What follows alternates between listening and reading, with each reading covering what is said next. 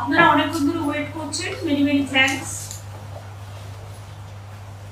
আমাদের একটা কার্টিসি মিটিং ছিল এবং সাথে বিশেষ করে দিল্লির উপরে সারা ভারতবর্ষে অপোজিশন পলিটিক্যাল পার্টির উপরে যে एट्रोसिटीज चलছে, जो एट्रोसिटीज चल रहा है और ऑपोजिशन पॉलिटिकल पार्टी स्टेट को ईमानदारी से जनता को, चुने हुए लोगों को काम करने नहीं देता है। इवन अरविंद जी का गवर्नमेंट का, हम तो सुप्रीम कोर्ट को इज्जत करते हैं। Only supreme court can save the country, save this country nowadays. Even media is purchased. They want to control the judiciary. They want to control all the agencies. इसी के लिए हम लोगों ने आपस में बैठे बातचीत किए और जो सुप्रीम कोर्ट वर्डिक्ट देने का बाद भी जो ऑर्डिनेंस लेके आया सेंट्रल गवर्नमेंट, दिल्ली गवर्नमेंट का खिलाफ है, हमारा पार्टी के लिए मैं सब पार्टी को अपील करेंगे कि अगर हर पार्टियां एक साथ में अपोजिशन हो सकता है, दिस इज द मौका है, तो एक बहुत बड़ा मैसेज जाएगा इसके लिए कि हम बीजेपी को राज्यसभा में हरा सकते हैं, तो ऑर्डिनेंस भी जा सकता है। एक बीजेपी को हराने के लिए 24 से पहले एक बहुत मौका मिल गया। हमारा पार्टी से हम डिसाइड किया है हम एक ऑर्डिनेंस को विरोध करेंगे और हम सुप्रीम कोर्ट का पास हम इसको जस्टिस मांगेंगे।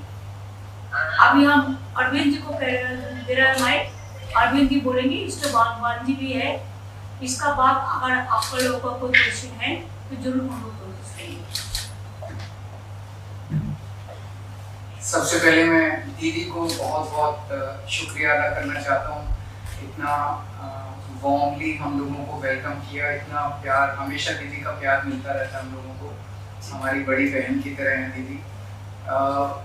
आज कलकत्ता मेरा इसलिए आना हुआ क्योंकि आप सब लोग जानते हैं जब हमारी 2015 में सरकार बनी थी पहली बार दिल्ली में, जैसी हमारी सरकार बनी, इन लोगों ने नोटिफिकेशन, केंद्र सरकार ने नोटिफिकेशन पास करके, एक नोटिफिकेशन, सिंपल नोटिफिकेशन पास करके दिल्ली की चुनी हुई सरकार की सारी पावर्स छीन ली कि हम किसी ऑफिसर की ट्रांसफर पोस्टिंग नहीं कर सकते, अगर कोई ऑफिसर गलत काम करे तो हम उसकी डिसिप्लिनरी प्रोसीडिंग नहीं कर सकते, ये सारी पावर हमसे छीन ली। 8 साल तक दिल्ली के लोगों ने संघर्ष किया, हम सुप्रीम कोर्ट गए।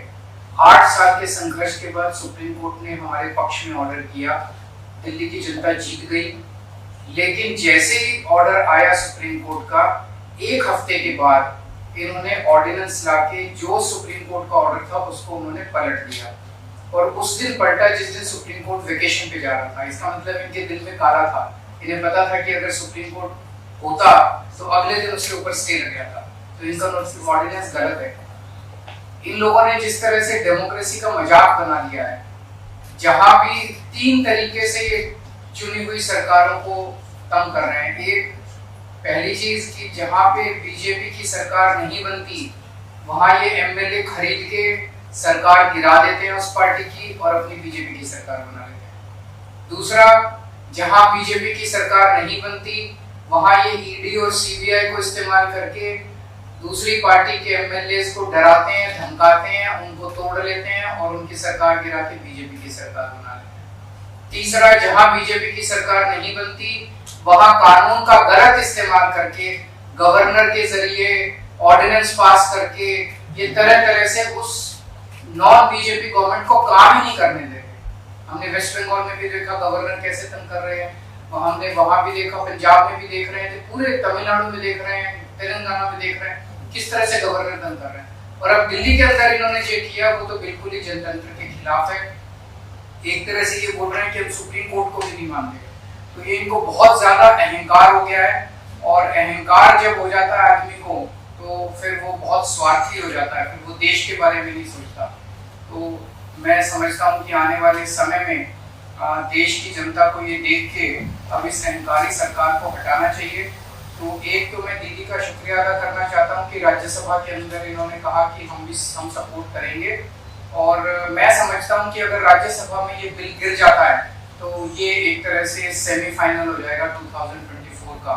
और मैं अब भगवंत मान जी को रिक्वेस्ट करूँगा। बहुत बहुत धन्यवाद। सबसे पहले ममता दीदी, मैं पहली बार बंगाल में आया हूँ और इतना इन्होंने हमें मान सम्मान दिया और उसके लिए मैं धन्यवाद करता हूँ। आपका नाम तो मान है। जी थैंक यू। और सेंट्रल हॉल में बहुत बार मिलते रहे। लोकसभा में जब मैं था तो बहुत से गलत जो बिल आते थे उनका मिलके तृणमूल कांग्रेस के साथ मिलके हम उसका विरोध करते रहे, वेल में भी जाते रहे और हम बहुत से बिलों को वापस भी करवाते रहे। और जिस कमेटी का मैं मेंबर था उसके चेयरमैन जो थे सुदीप जी वो उनके चेयरमैन थे।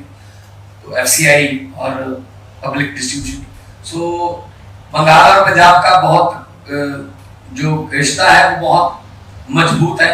आज़ादी का संघर्ष जब चलता था तो बंगाल और पंजाब आपस में शहीद आजम भगत सिंह भी लाहौर से सीधा कोलकाता आते थे और यहाँ से उनके जो जितने भी आज़ादी के परवाने थे उनके साथ मीटिंगें चलती थी।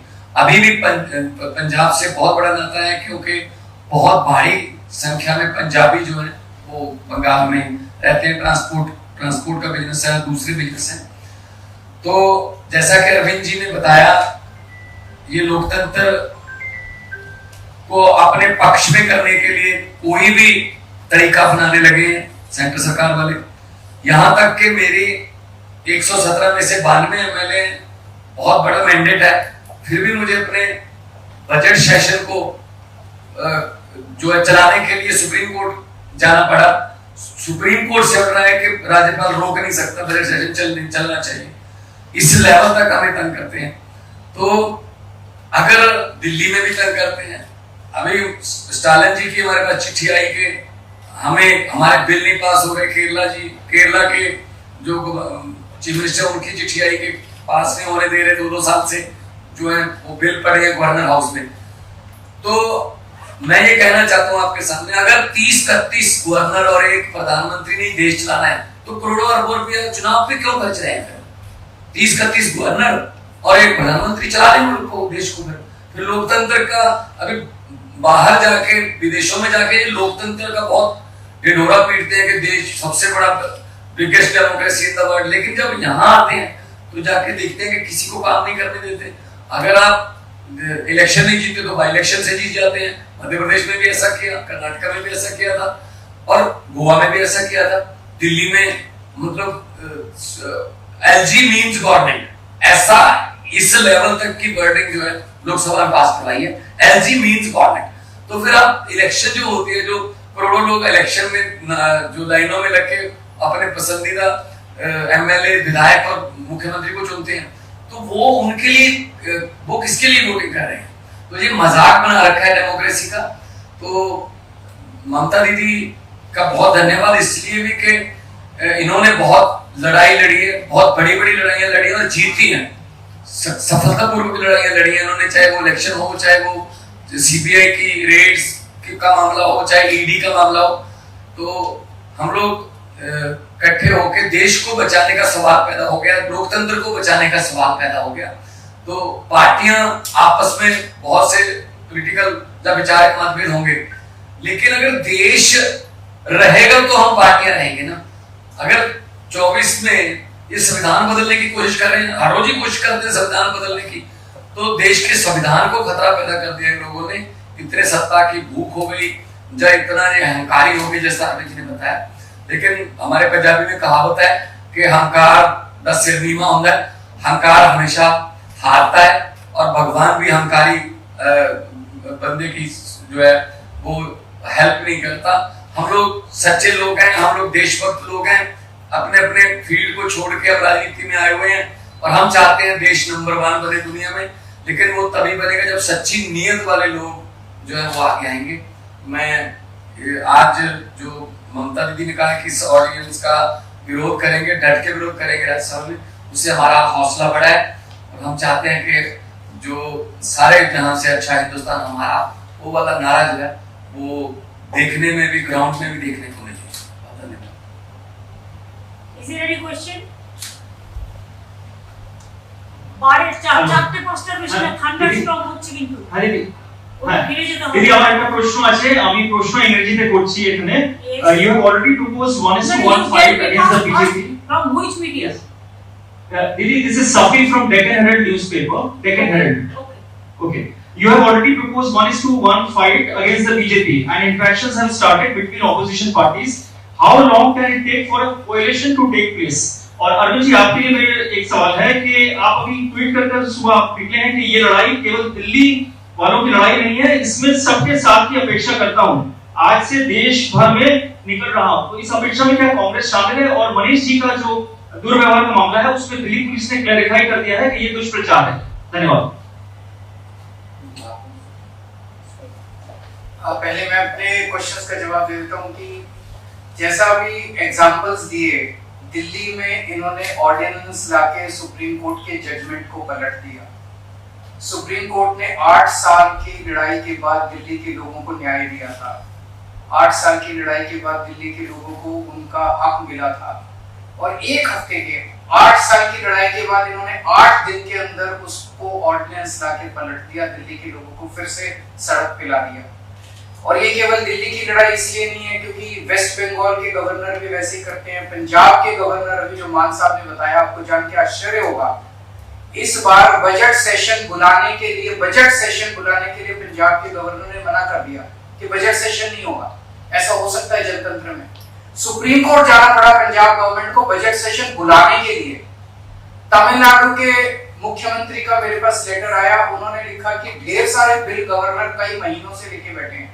तेलंगाना के चीफ मिनिस्टर ने सुप्रीम कोर्ट में केस किया कि उनके 22 बिल गवर्नर लेके बैठे हैं।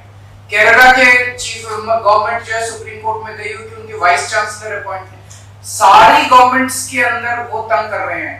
कितनी सारी ऐसी गवर्नमेंट्स हैं जिनको उन्होंने गिरा दिया, या तो खरीद के और या उन्होंने डरा के सीबीआई ईडी भेज के। ये लड़ाई केवल मेरी लड़ाई नहीं है, ये लड़ाई 140 करोड़ लोगों की लड़ाई है।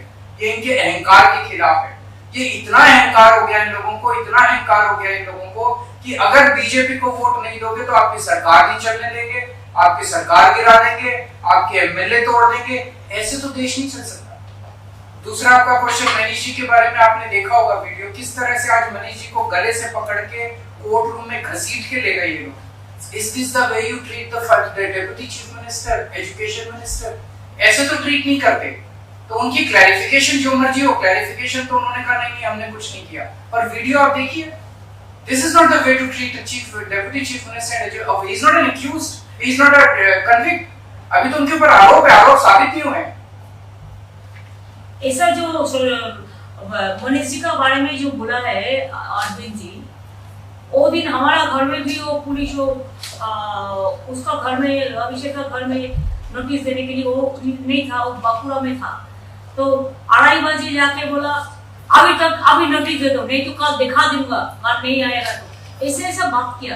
What they thinks that we are the bonded laborers? What they thinks that we are their servant? Ego का एक लिमिट होता है। हम लोगों को तो अभी चिंता है कि कब कॉन्स्टिट्यूशन ना बदल दे, देश का नाम ना बदल दे, देश का नाम भी उसका पार्टी का नाम पे कर देगा, वो लोगों को नाम पे कर देगा। ऐसा नहीं चल सकता है। आज भी अगर हम ये बात नहीं समझे तो दुनिया का जनता हमको क्षमा नहीं करेंगे। आज मणिपुर में हर रोज ब्लड निकल रहा है, लेकिन कोई भी नेता को टाइम नहीं मिला उसका पार्टी का कि उधर में जाके ढीले पब्लिक का साथ। आज भी लोग नहीं निकाल सकता है, लेकिन इसको बड़ा बात चलते हैं। और बीजेपी का पार्टी डायरेक्ट रास्ता में खड़ा होकर बोलता है कल इसको अरेस्ट करेगा, परसों इसका घर में ईडी जाएगा, परसों इसका घर में नहीं जाएगा। कैसे बीजेपी पार्टी का छोटा लड़का को जो चुनाव की हमरा बांग्लाয় बोली, ऐसा माफिक उसको सब इंफॉर्मेशन मिल जाता है। तो क्या है गवर्नमेंट? क्या government of the agency, by the agency and for the agency? Government of the bulldozer, by the bulldozer and for the bulldozer? They want to demolish the constitution, they want to bulldoze the constitution, even they don't respect the Supreme Court verdict. I am really shocked because I am also a lawyer. So always we respect the court verdict. Sometimes it may be in favor of me, sometimes it may be against of me. We can discuss about the verdict, not the judge. You know what is going on here? Never we said. When Supreme Court gave a verdict, strong verdict, after so many years, they will go for election, they will go for people, they will work 5 years for the people, and ultimately, central government will rule all the state through governor, through some ordinances, through some letters. आज भी मेरे को एक letter मिला कि foreigners को ढूंढो, कहां से फॉरेनर आएगा इधर में? जो वीजा है, जिसको है पासपोर्ट है, उसका पास तो गवर्नमेंट ऑफ इंडिया का इंफॉर्मेशन रहता है। ये एनआरसी करने का मतलब है कि चुनाव का पहले ये सब चलाकी में से काम करो, लेकिन इससे रोका नहीं जाएगा। हम हर पार्टी को विनती करने चाहूंगी कि अगर आपका एक साथ में काम करने का मूड है, दिल है, दिमाग है, तो मेरे को हम्बल रिगार्ड्स होगा, मेरे को अपील होगा कि एक वोट भी बीजेपी को नहीं देके हर political party, even there are some BJP party members also, they are also not happy. I request them also give vote to non-BJP party this against the ordinance. अगर ऐसा ही ऑर्डिनेंस करेगा तो कोई राज्यों को कल तोड़ देगा, परसों तोड़ देगा। मेजोरिटी रहने से भी ऐसा नहीं कर सकते हैं। There are some systems. ये तो खतरनाक बन गया देश के लिए, धमाका मचा दिया। 2000 का नोट तो क्या था, 2016 में तो एकदम भी किया। तब तो हम लोगों ने कहा था कि जनता को 2000 नहीं चाहिए, 1000 का रुपया में काम हो जाएगा, 500 में, 100 में, 200 में। तब तो बात नहीं सुनो। अभी ऐसा क्या हो गया कि बाहर जाने का पहले तुरंत इसको करना पड़ा। एलआईसी को 3 लाख करोड़ रुपया का लॉस हो गया, इसको तो काउंट हो जाता है एक साथ में। क्या ऐसा धमाका है? तो इसी के लिए देश का हर आदमी दुखी है, किसान लोग भी दुखी है, मजदूर भी दुखी है, नौजवान भी दुखी है। सब झूठा होता है। हम 1 लाख लोगों को, 10 लाख लोगों को नौकरी देगा। आज मुझे तो किसी को दिया, एक ट्रेन बनाया, ट्रेन डिपार्टमेंट उठा दिया, बजट उठा दिया। उसमें भी आप देखा कि इंजन कहाँ है और कैसे बनाया है और कैसे तोड़ दिया है और क्या सिचुएशन है पब्लिक का। एक लोकल स्टेशन में एक टिकट का भाव ऐसे ही 10 रुपया से 30 रुपीज बना दिया। जैसे हमको पास काटवा पैसेंजर एसोसिएशन से लेकर आया। तो देश में जो चलता है दिखाने के लिए कुछ करते हैं, लेकिन ये गवर्नमेंट हो गया डबल इंजन वाला। जो गवर्नमेंट बोलता है एक डबल इंजन और टेरेबल इंजन बन गया। तो अगर एट्रोसस टेरेबल कुछ चलेगा तो इसको हम लोग का हिम्मत है इसको लड़ने के लिए। जो भी करना है आप कर लो। हम लोग डिसीजन लिया है, हम बीजेपी का खिलाफ में हम लड़ेंगे, हम एक कट्टर रहेंगे। हमारा कुछ नहीं चाहिए, किसी से कुछ नहीं चाहिए, खाली जनता को सेव करना चाहिए, सेफ सिक्योरिटी रक्षा करना चाहिए, देश को रक्षा करना चाहिए। I am totally 100% with Arvind ji Mann. I am totally 100% with Telangana बोलो, पंजाब बोलो, तमिलनाडु बोलो, आप केरला बोलो, आप आंध्र प्रदेश बोलो, आप चेन्नई बोलो, आप उड़ीसा बोलो, आप बिहार बोलो, आप झारखंड बोलो, हर जगह पे हम लोग एक साथ में आए और एक साथ में हमको और भी चुकाना है। आप लोगों को मदद भी मैं चाहती हूँ। मीडिया को तो बोल देता है ये बात कहना, ये बात नहीं कहना। मीडिया को भी थोड़ा इम्पार्शियलिटी देना चाहिए। मीडिया को मालिक लोग डरते हैं, ये लोग डराता है। अब तो 6 महीने का बात है भाई, और अगर कोई अचानक कुछ हो जाए, मिराकल कुछ हो जाए, तो उसको पहले भी जा सकते हैं। Who can say tomorrow, today I am alive, tomorrow I may not be। तो इसी के लिए ये देश में ये लोग नहीं चलेगा। इलेक्शन भी होना है तो 6 महीने बाकी है, इतना ज्यादा नहीं है। अभी उसी के लिए एजेंसी को डांट के भेज रहा है, ये करो वो करो वो करो। अरे सुप्रीम कोर्ट जब वर्डिक्ट दिया, you should have been accept the verdict of the supreme court. क्या है, दिल्ली का चपरासी को अब क्यों ट्रांसफर करेंगे? दिल्ली को एम्प्लॉयज को दिल्ली गवर्नमेंट का अंडर में है, आपका अंडर में नहीं है। आपका अंडर में तो डिफेंस है, उधर में हेडक्वार्टर, आपका उधर में होम मिनिस्ट्री है, आपका उधर में बीएसएफ है, आपका उधर में सीआईएसएफ है, आपका अंडर में सीबीआई है, आपका अंडर में ईडी है, आपका अंडर में एनआईए है, क्या नहीं है, पुलिस है, सब कुछ है आपका अंडर में। तो ये लोग चुनाव में जाएगा, लड़ेगा और इसको सब पावर आप तोड़ लेंगे, ये बात नहीं चल सकता है। लोकतंत्र रहेगा तो हमारा देश बचेगा, लोकतंत्र नहीं रहेगा तो हमारा देश नहीं बचेगा। इसी के लिए जितना जल्दी ये बीजेपी पार्टी को हटाना हम लोग को सबका काम है, और ये काम पे हम लोग एक्शन में चलेंगे। Thank you.